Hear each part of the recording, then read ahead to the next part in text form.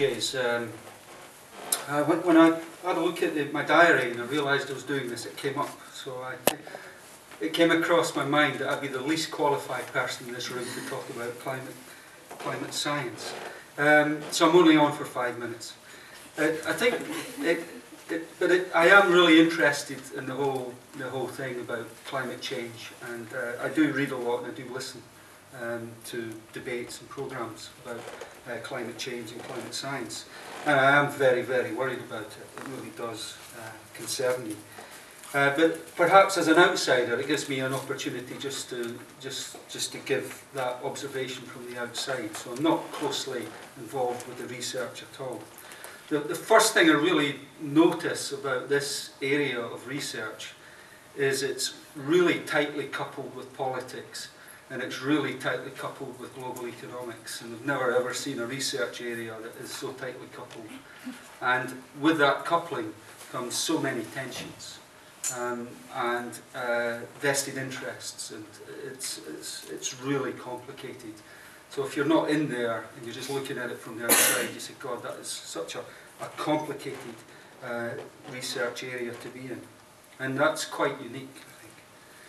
And then you look at the debates, or the so-called debates. You know, you've got the 97% on one side, and then the other side, you have some eminent scientists, which are quite convincing in a way when you listen to Freeman Dyson, who used to work with Richard Feynman, and also Richard Lindzen is another one from MIT, who basically question the modelling and the accuracy of the models. These guys are quite convincing to listen to, which makes it quite complicated for the outsider looking in. So they question the science and the modelling. But then on the other hand, you've got on the other side as well, you've got the conspiracy theory lobby. People like UKIP, Nigel Farage, Nigel Lawson, Lord Monckton. They're always, so you always have the climate scientists against one of these guys. And their conspiracy theory is that the research community are generating these fear stories so that the politicians can then invest in this conspiracy theory, so that there's more fear stories, so that they can introduce carbon taxes. So it's all about revenue generation. So that's taken very seriously, and is a big part of the skeptic part. So I was thinking, also looking at the bigger picture and being realistic about how seriously the climate change science is actually taken. So I was thinking about organisations and the companies I know, and even working inside the university. I mean, this university, on the face of it, does take climate change, the threat of climate change, global warming seriously, but we've probably got 100 academics in the air right now, so it's only to a certain extent. And for companies and organisations, a lot of it is to do with brand, with potential for reputational damage, and not really, it's not a huge priority. And in most organisations, there isn't actually the headroom to actually take it too seriously. And then the media, the effect of the media. The media has lots of interest, vested interest, and when there are certain serious newspapers which take the climate change threat quite seriously, the red top rags don't mention it at all, and then you've got a couple of newspapers in the middle, which I kind of see as, these are popular newspapers, Middle England type newspapers. And sometimes I look at these and look at the themes which are in these newspapers, and in particular I look at the comments, the readers' comments which come out of it, and what stimulates interest.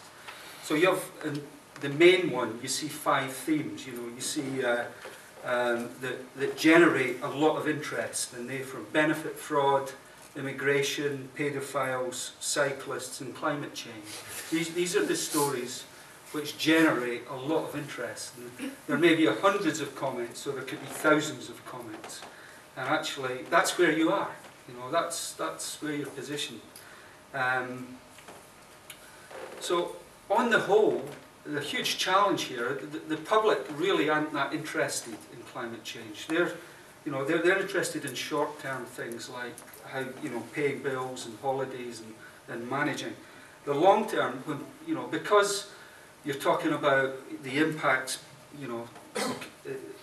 it could be 10 years, 20 years, 30, 100 years.